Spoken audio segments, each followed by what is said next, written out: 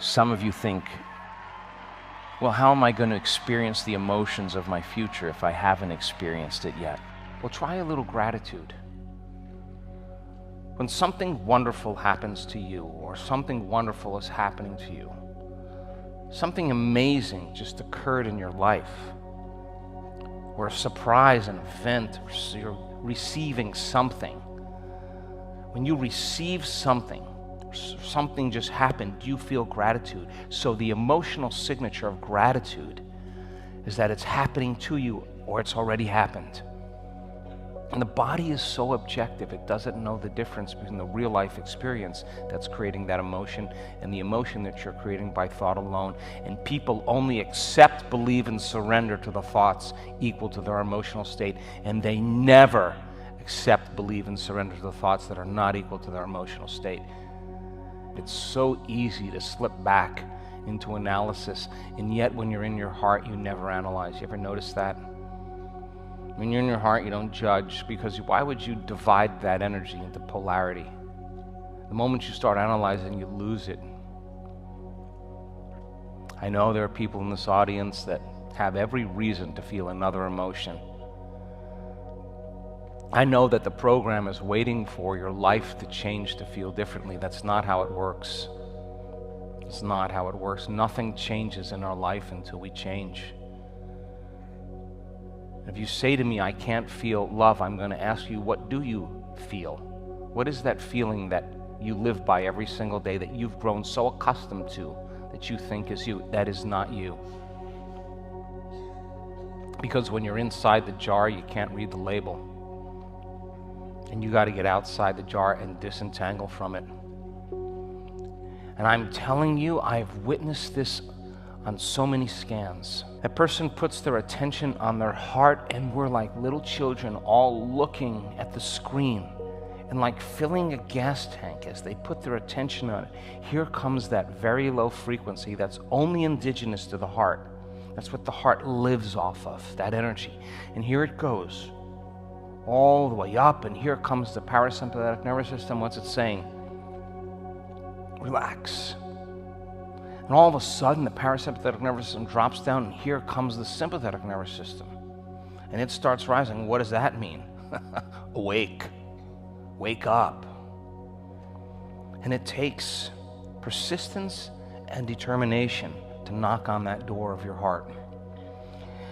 And you're giving it the force of life. And if you can breathe and feel and just practice, the side effect of doing that is joy. The side effect of that is energy moving into the heart. But if you think, I'm not doing it right, it's taking too long, something's wrong with me, that's the very thing that's standing in the way between you and causing that heart to blossom of yours. I'm telling you, trust the process. In a few days, the side effect of all your efforts, watch this, you ready? Watch. This is what you're going to look like. You ready? That's going to be kind of a permanent thing. That's going to be the side effect. And people in your life are going to worry about you. All of a sudden, happy for no reason. And yeah, we all have challenges in our life, and the greater you become, the greater your challenges. That's the law. You don't have to go to some monastery in the Himalayas to be initiated. Your life is your initiation.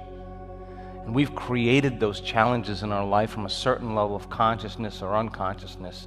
And you got to go to a greater level of consciousness to resolve that problem. And you can't do it as you. So many people in this work are wanting healings in their body, and rightfully so. Our data shows that the person who's in the river of change, and all that chaotic energy is moving around them, and that chaotic energy is novelty, it's unpredictable order. They're out of the box. There's disintegration in the nervous system. There's chaos in the body. The body is not the same. It's a wild steed to ride that thing. It's so much easier to lay down and give up on you. So much easier to grab your cell phone and scroll through mindless images. It takes great effort to stick it out for you, and I'm telling you, the side effect of that is the body being liberated.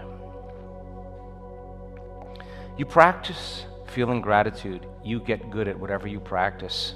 You practice suffering, you get really good at it.